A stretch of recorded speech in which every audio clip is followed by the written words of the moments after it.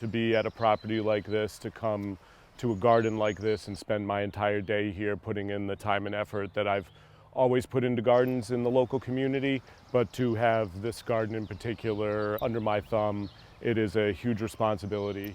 A responsibility requiring a big green thumb to tame these large green animals. That's the name of this Portsmouth property. Evan Ayton says there are 80 geometric hedges, including a menagerie of 24 topiaries. Ayton is their caretaker. I care for them as if they were my pets. Yeah. He says these shrubs are not trained on frames. They're made the old-fashioned way by manipulating branches. Some metal poles inside stabilize them during storms. Carved from privet, yew, and English boxwood, Ayton has his work cut out for him. Snipping, clipping, and then comes the big guns. Now I'm just going to add a little depth to the wing, clean it up a little bit. So how you start with it is you're going to take a look at it, you're going to see the lines. I'll take a walk around, make sure I'm seeing what it is I want to be cutting, the lines I want to create, and then it's just slowly whittling away. I don't think it's much different from, say, an artist who works in sculpting, clay, pottery. You're chiseling away bits and pieces as you go, shaving it down until you get it to where you want to be. Generally, I'll work top down so foliage can fall to the ground. It takes time. It takes a number of tools, a delicate touch, a lot of control. The result is a wild kingdom, both winsome and whimsical. And there's more. One of the great things about peonies is that they last forever. Jim Donahue is curator of historic landscapes for the Preservation Society of Newport County. Flowers, herbs, and orchards abound at Green Animals. So here we are, it's a zoo out here. Literally. It's about 7 acres of zoo, and it's been here since the turn of the 20th century, so it has quite a history. A history, Donahue says, dating back to 1870. Thomas Brayton, treasurer of the Union Cotton Mill in Fall River, bought this pastoral farm in Portsmouth as his family's summer home. And they chose it because it was on the Fall River Railroad line, and they also could take their boat down from Fall River as well. The property holds a commanding view of Narragansett Bay. Brayton wished it to be a self-sustaining farm, so he hired one of his mill workers, an immigrant from Portugal named Joe Carrero. Thomas Brayton heard that he had family that worked in botanic gardens in the Azores, and so he offered him the job of being his gardener here at Green Animals, not knowing what his skills were beyond just gardening. And over the course of 4 decades, Joe Carrero created this garden really out of his mind. There was no plan. However, Carrero's design was firmly rooted in his homeland. So when you think of an English garden or a French garden, you have an image of order and of axial sightlines. A Portuguese garden is much different in that you don't see the whole garden at once.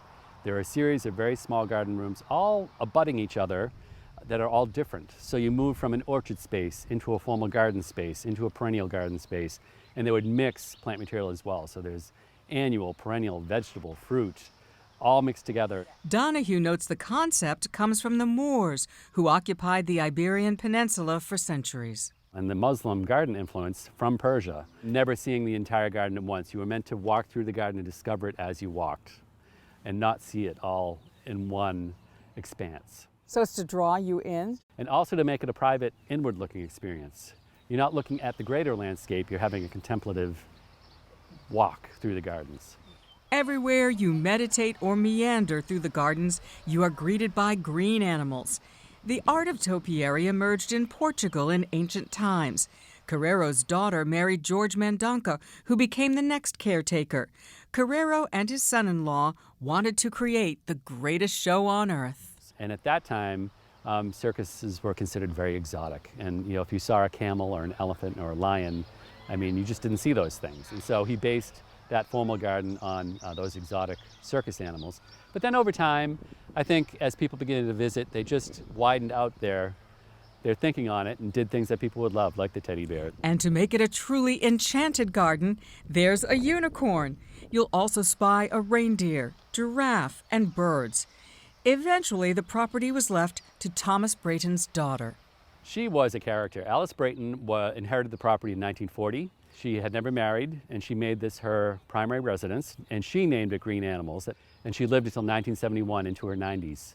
And during that entire time, she entertained all the elite of Newport here in her gardens. She had clam bakes and martini bars and Ferris wheels, and she really became known in Newport as that lady out in Portsmouth with the topiary who has the parties. And that was her entree into Newport society. High society.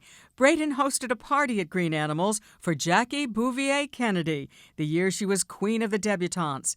Later, she would bring her children, Caroline and John, here. Another First Lady also visited, Mamie Eisenhower. Even singer Bing Crosby wandered through one summer day. So in the summer, if you were to come here, you'd see these huge gourds hanging down above your head. That also is a Portuguese tradition.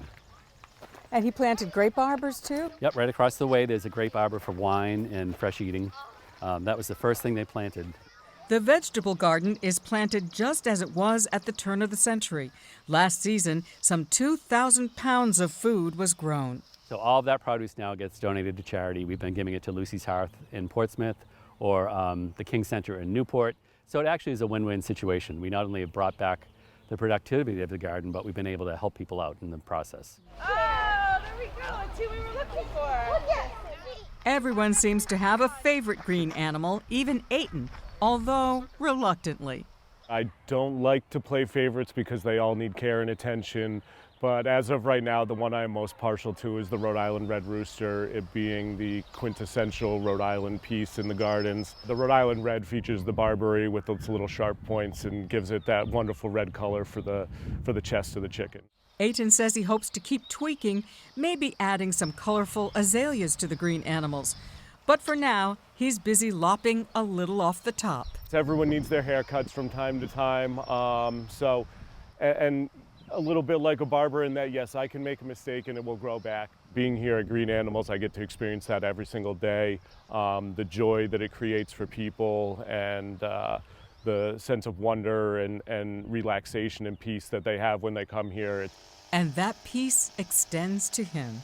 Yeah, I feel zen in all this work. It takes patience and time, and in that slow, methodical, time-taking respect, I've heard it compared to the Garden of Eden or Gardens of Babylon, and while it's neither of those, it is a very special place on this island.